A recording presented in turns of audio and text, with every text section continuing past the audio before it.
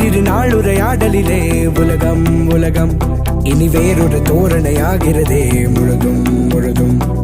வீரனை சூரனை போலிருக்கும் மனதும் மனதும் உன் வீடுள்ள வீதியில் போனால் உதரும் உதரும்.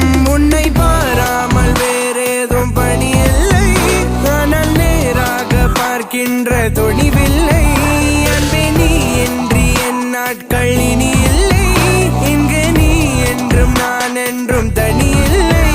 உந்தன் வாசம் நுகரும் அந்த நொடி பொழுதே உள்ளுக்குள்ளே ஏதோ ஒன்று நடக்கிறதே.